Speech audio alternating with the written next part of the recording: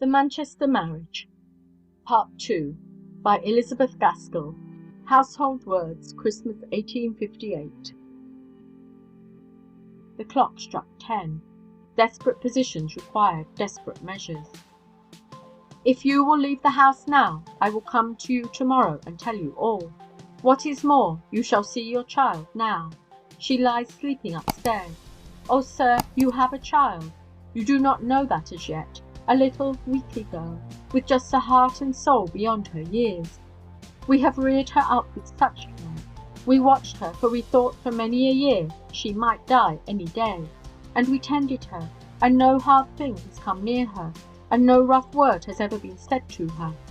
And now you come, and will take her life into your hand, and will crush it. Strangers to her have been kind to her, but her own father. Mr. Frank, I am her nurse, and I love her, and I tend her, and I would do anything for her that I could.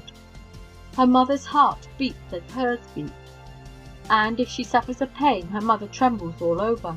If she is happy, it is her mother that smiles and is glad. If she is growing stronger, her mother is healthy. If she dwindles, her mother languishes. If she dies, well, I don't know.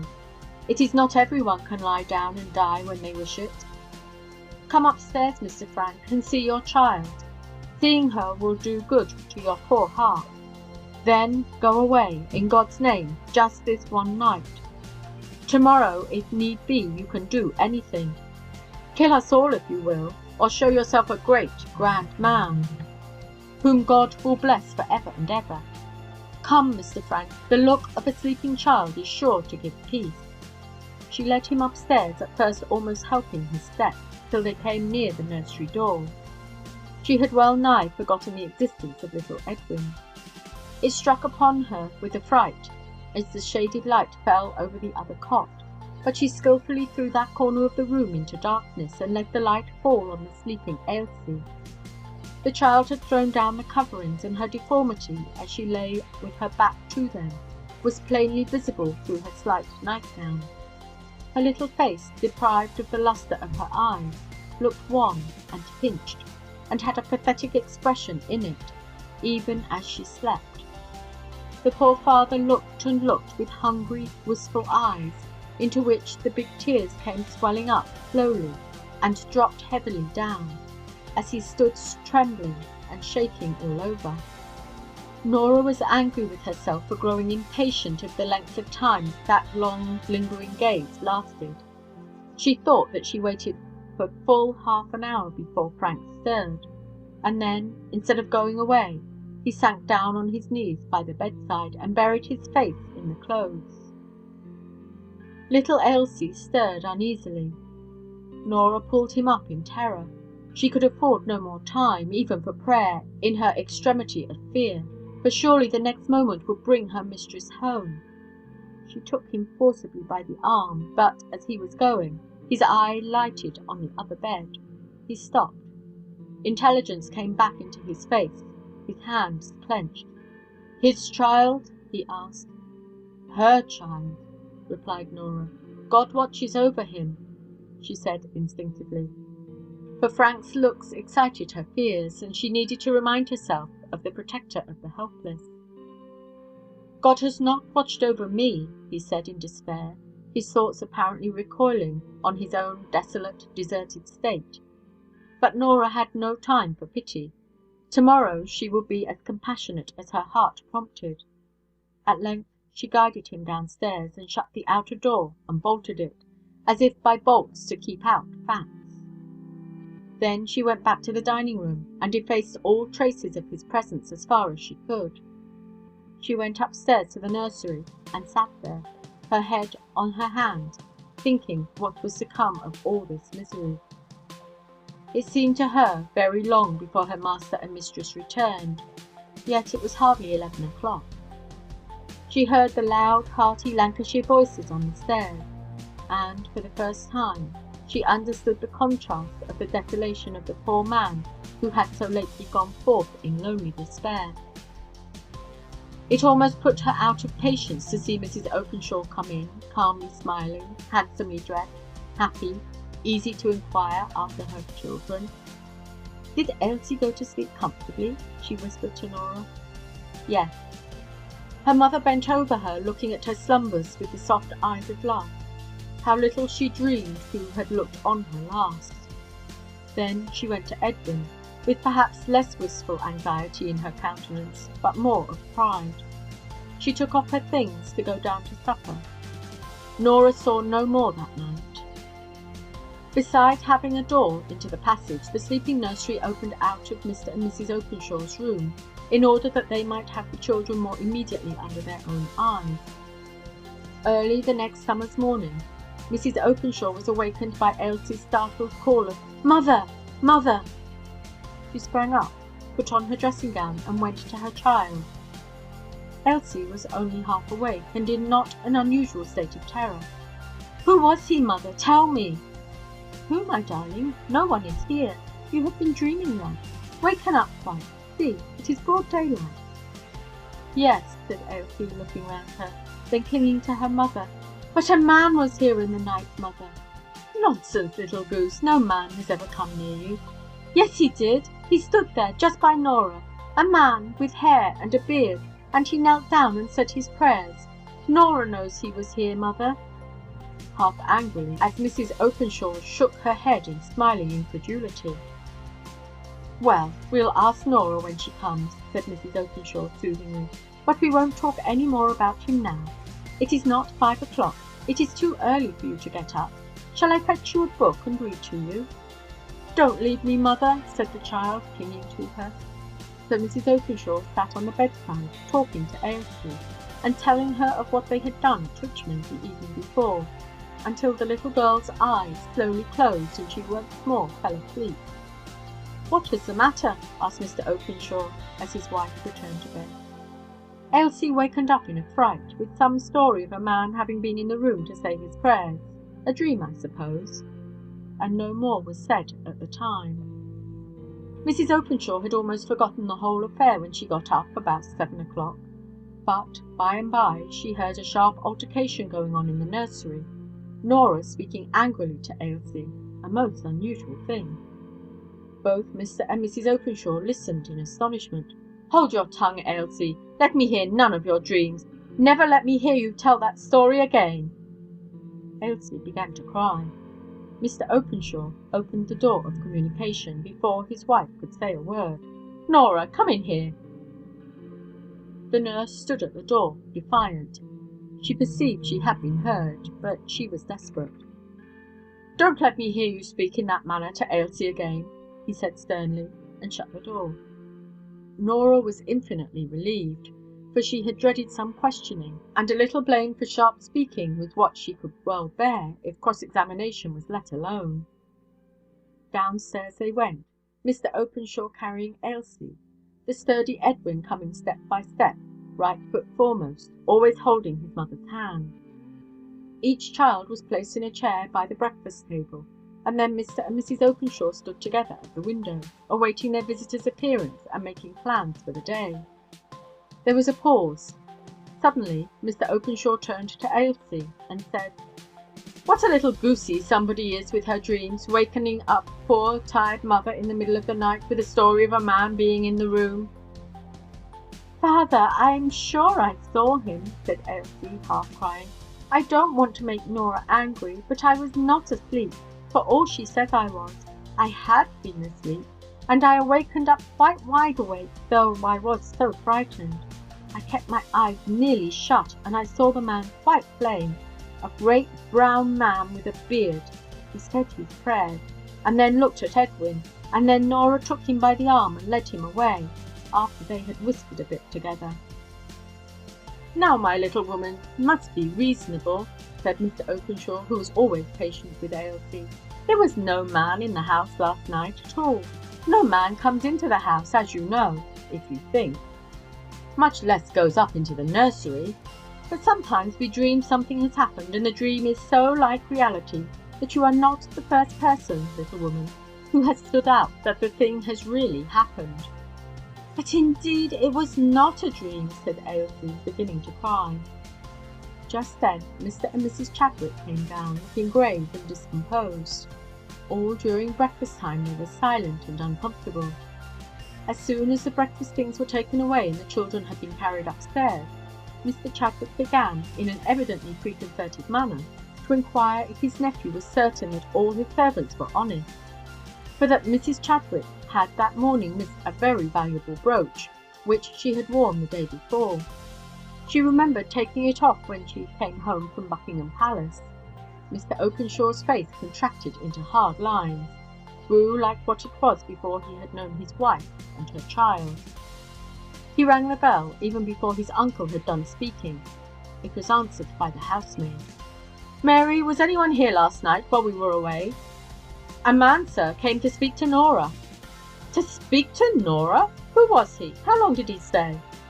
"I'm sure I can't tell, sir. He came, perhaps about 9. I went up to tell Nora in the nursery, and she came down to speak to him. She let him out, sir.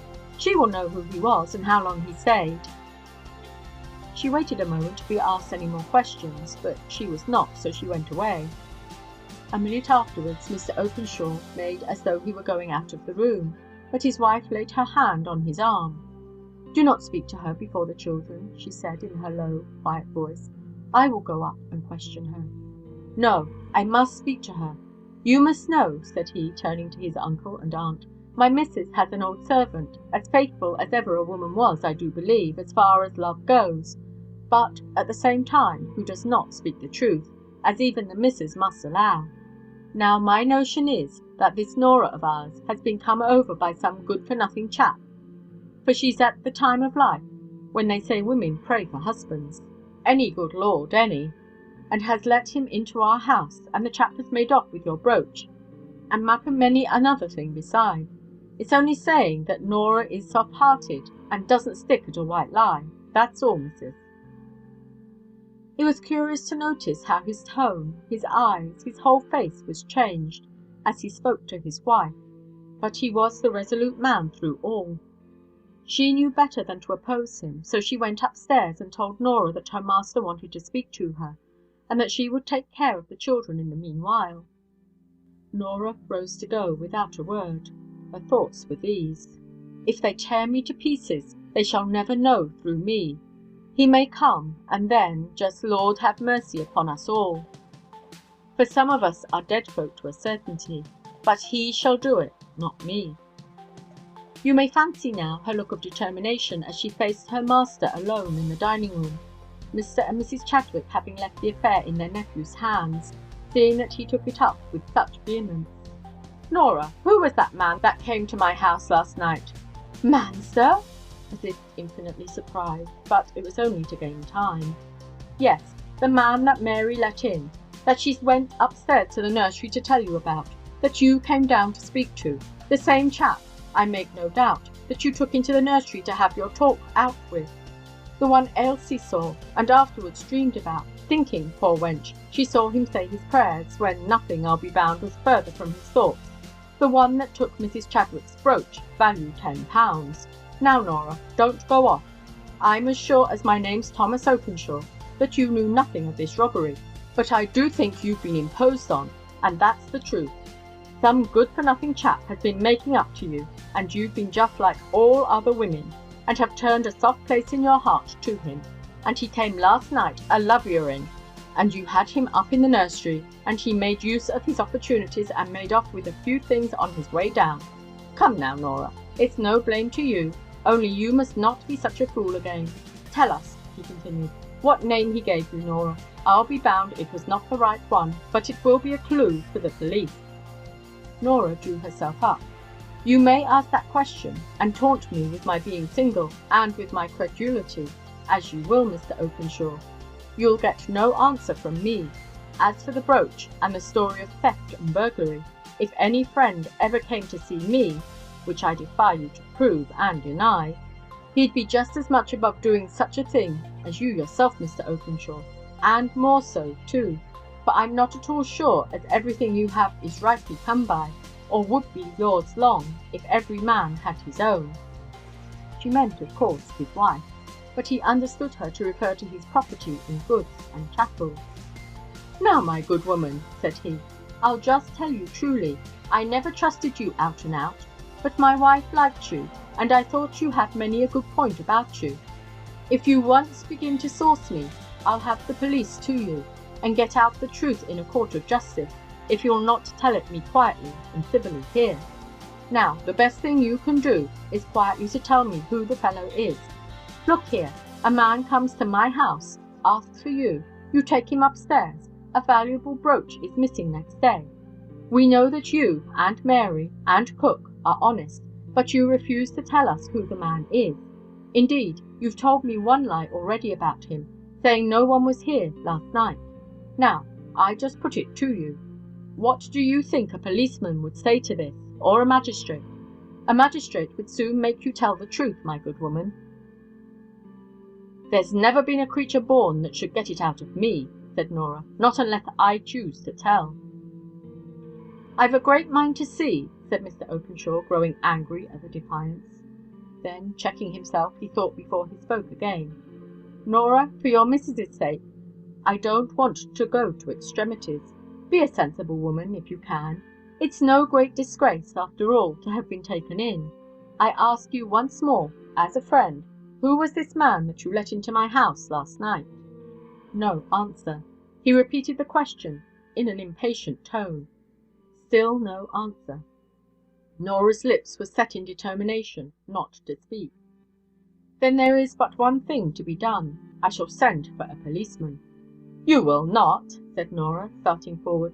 You shall not, sir. No policeman shall touch me. I know nothing of the brooch, but I know this. Ever since I was 24, I have thought more of your wife than of myself. Ever since I saw her, a poor motherless girl, put upon in her uncle's house, I have thought more of serving her than of serving myself. I have cared for her and her child as nobody ever cared for me. I don't cast blame on you, sir, but I say it's ill giving up one's life to anyone, for at the end they will turn round upon you and forsake you. Why does not my missus come herself to suspect me? Maybe she is gone for the police, but I don't stay here, either for police or magistrate or master. You're an unlucky lot. I believe there's a curse on you. I'll leave you this very day. Yes, I'll leave that poor Ailsie too. I will. No good ever will come to you. Mr. Openshaw was utterly astonished at this speech, most of which was completely unintelligible to him, as may easily be supposed. Before he could make up his mind what to say or what to do, Nora had left the room. I do not think he had ever really intended to send for the police to this old servant of his wife, for he had never for a moment doubted her perfect honesty, but he had intended to compel her to tell him who the man was, and in this he was baffled. He was consequently much irritated. He returned to his uncle and aunt in a state of great annoyance and perplexity, and told them he could get nothing out of the woman, that some man had been in the house the night before, but that she refused to tell who he was. At this moment his wife came in, greatly agitated, and asked what had happened to Nora, for that she had put on her things in passionate haste and left the house. This looks suspicious, said Mr. Chadwick. It is not the way in which an honest person would have acted. Mr. Openshaw kept silence. He was sorely perplexed, but Mrs. Openshaw turned round on Mr. Chadwick with a sudden fierceness no one ever saw in her before. You don't know Nora, uncle. She is gone because she is deeply hurt at being suspected. Oh, I wish I had seen her, that I had spoken to her myself. She would have told me anything. Alice wrung her hands. I must confess, continued Mr. Chadwick to his nephew in a lower voice, I can't make you out. You used to be a word and a blow, and oftenest the blow first, and now, when there is every cause for suspicion, you just do nout. Your missus is a very good woman, I grant, but she may have been put upon as well as other folk, I suppose. If you don't send for the police, I shall. Very well, said Mr. Openshaw surlily. I can't clear Nora. She won't clear herself, as I believe she might if she would. Only I wash my hands of it, for I am sure the woman herself is honest, and she's lived a long time with my wife, and I don't like her to come to shame. But she will then be forced to clear herself. That, at any rate, will be a good thing. Very well, very well. I am heart-sick of the whole business. Come, Alice, come up to the babies. They'll be in a sore way. "I tell you, uncle," he said, turning round once more to Mr. Chadwick, suddenly and sharply, after his eye had fallen on Alice's wan, tearful, anxious face, "I'll have no sending for the police after all. I'll buy my aunt twice as handsome a brooch this very day, but I'll not have Norah suspected, and my missus plagued. There's for you." He and his wife left the room. Mr. Chadwick quietly waited till he was out of hearing, and then said to his wife, "For all Tom's heroics, I'm just quietly going for a detective, wench. Thou needst know nought about it." He went to the police station and made a statement of the case. He was gratified by the impression which the evidence against Norah seemed to make. The men all agreed in his opinion, and steps were to be immediately taken to find out where she was. Most probably, as they suggested, she had gone at once to the man who, to all appearance, was her lover. When Mr. Chadwick asked how they would find her out, they smiled, shook their heads, and spoke of mysterious but infallible ways and means. He returned to his nephew's house with a very comfortable opinion of his own sagacity. He was met by his wife with a penitent face. "Oh, master, I've found my brooch. It was just sticking by its pin in the flounce of my brown silk that I wore yesterday. I took it off in a hurry, and it must have caught in it, and I hung up my gown in the closet. Just now, when I was going to fold it up, there was the brooch. I am very vexed, but I never dreamt but what it was lost." Her husband, muttering something very like, "Confound thee and thy brooch too!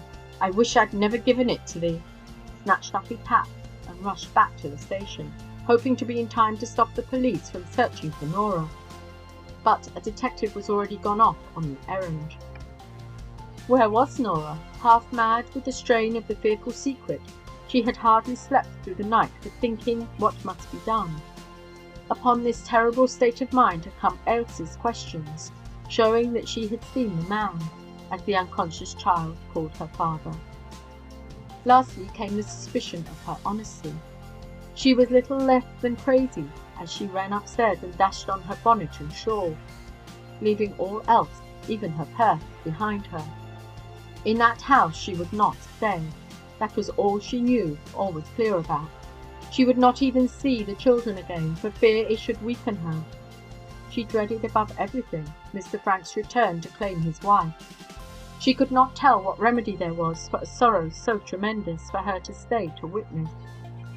The desire of escaping from the coming event was a stronger motive for her departure than her soreness about the suspicions directed against her, although this last had been the final goad for the course she took.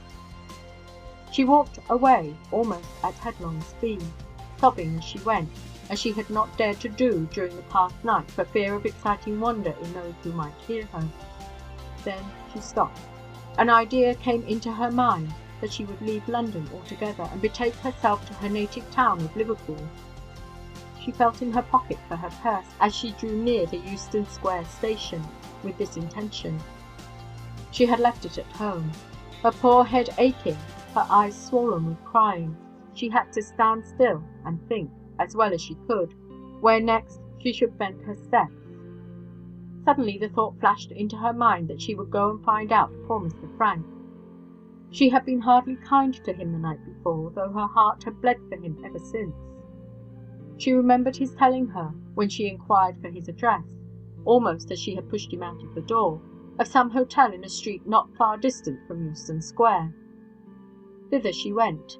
With what intention she scarcely knew, but to assuage her conscience by telling him how much she pitied him. In her present state she felt herself unfit to counsel, or restrain, or assist, or do aught else but sympathize and weep. The people of the inn said such a person had been there, had arrived only the day before, had gone out soon after arrival, leaving his luggage in their care, but had never come back. Norah asked for leave to sit down and await the gentleman's return. The landlady, pretty secure in the deposit of luggage against any probable injury, showed her into a room, and quietly locked the door on the outside. Norah was utterly worn out, and fell asleep, a shivering, starting, uneasy slumber, which lasted for hours. The detective, meanwhile, had come up with her some time before she entered the hotel, into which he followed her. asking the landlady to detain her for an hour or so, without giving any reason beyond showing his authority, which made the landlady applaud herself a good deal for having locked her in. He went back to the police station to report his proceedings. He could have taken her directly, but his object was, if possible, to trace out the man who was supposed to have committed the robbery. Then he heard of the discovery of the brooch, and consequently did not care to return. Norah slept till even the summer evening began to close in, then started up. Someone was at the door. It would be Mr. Frank, and she dizzily pushed back her ruffled grey hair, which had fallen over her eyes, and stood looking to see him. Instead, there came in Mr. Openshaw and a policeman. "This is Norah Kennedy," said Mr. Openshaw. "Oh, sir," said Norah, "I did not touch the brooch. Indeed I did not. Oh, sir, I cannot live to be thought so badly of." And, very sick and faint, she suddenly sank on the ground. To her surprise, Mr. Openshaw raised her up very tenderly. Even the policeman helped to lay her on the sofa, and, at Mr. Openshaw's desire, he went for some wine and sandwiches, for the poor gaunt woman lay there almost as if dead with weariness and exhaustion. "Norah," said Mr. Openshaw in his kindest voice, "the brooch is found. It was hanging to Mrs. Chadwick's gown. I beg your pardon, most truly I beg your pardon, for having troubled you about it. My wife is almost broken-hearted. Eat, Norah. Or stay, first drink this glass of wine," said he, lifting her head and pouring a little down her throat. As she drank, she remembered where she was and who she was waiting for. She suddenly pushed Mr. Openshaw away, saying, "Oh, sir, you must go. You must not stop a minute. If he comes back, he will kill you." "Alas, Norah, I do not know who he is. But someone is gone away who will never come back, someone who knew you, and whom I am afraid you cared for." "I don't understand you, sir," said Norah, her master's kind and sorrowful manner bewildering her yet more than his words. The policeman had left the room at Mr. Openshaw's desire, and they too were alone. "You know what I mean when I say someone is gone who will never come back. I mean that he is dead." "Who?" said Norah, trembling all over. "A poor man has been found in the Thames this morning, drowned." "Did he drown himself?" asked Norah, solemnly. "God only knows," replied Mr. Openshaw in the same tone. "Your name and address at our house were found in his pocket. That and his purse were the only things that were found upon him. I'm sorry to say it, my poor Norah, but you are required to go and identify him." "To what?" asked Norah. "To say who it is. It is always done in order that some reason may be discovered for the suicide, if suicide it was. I make no doubt he was the man who came to see you at our house last night. It is very sad, I know." He made pauses between each little clause, in order to try and bring back her senses, which he feared were wandering, so wild and sad was her look. "Mr. Openshaw," said she, at last, "I've a dreadful secret to tell you, only you must never breathe it to anyone, and you and I must hide it away for ever. I thought to have done it all by myself, but I see I cannot. Yon poor man, yes, the dead, drowned creature is, I fear, Mr. Frank, my mistress's first husband." Mr. Openshaw sat down, as if shocked. He did not speak, but, after a while, he signed to Norah to go on. "He came to me the other night, when, God be thanked, you were all away at Richmond.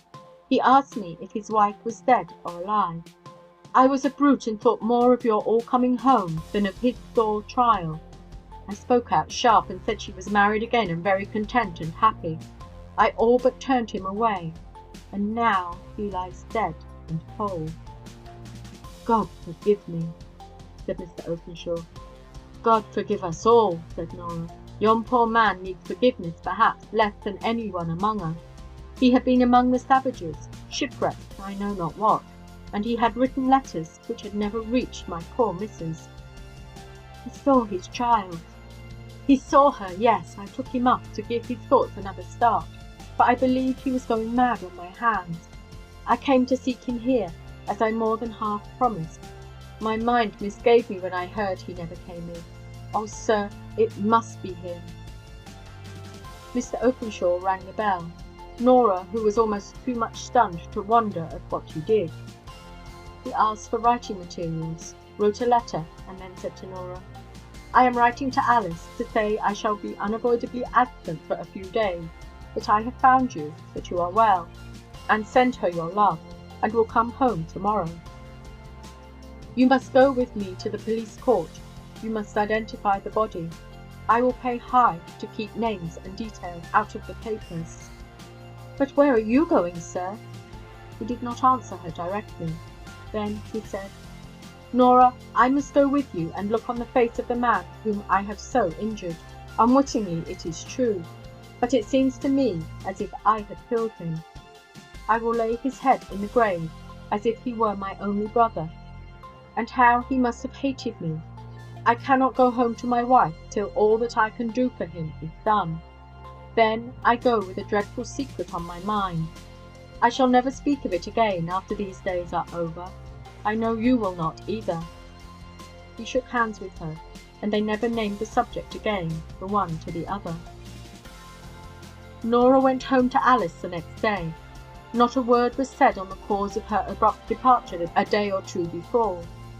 Alice had been charged by her husband, in his letter, not to allude to the supposed theft of the brooch, so she, implicitly obedient to those whom she loved, both by nature and habit, was entirely silent on the subject, only treated Norah with the most tender respect, as if to make up for unjust suspicion. Nor did Alice inquire into the reason why Mr Openshaw had been absent during his uncle and aunt's visit, after he had once said that it was unavoidable. He came back grave and quiet, and from that time forth was curiously changed, more thoughtful, and perhaps less active, quite as decided in conduct, but with new and different rules for the guidance of that conduct. Towards Alice he could hardly be more kind than he had always been, but he now seemed to look upon her as someone sacred, and to be treated with reverence as well as tenderness. He throve in business, and made a large fortune, one half of which was settled upon her.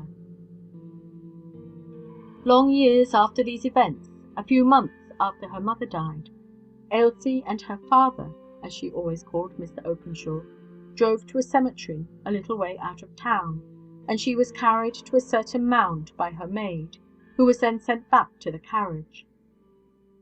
There was a headstone with F.W. and a date upon it. That was all. Sitting by the grave, Mr Openshaw told her the story, and for the sad fate of that poor father, whom she had never seen, he shed the only tears she ever saw fall from his eyes.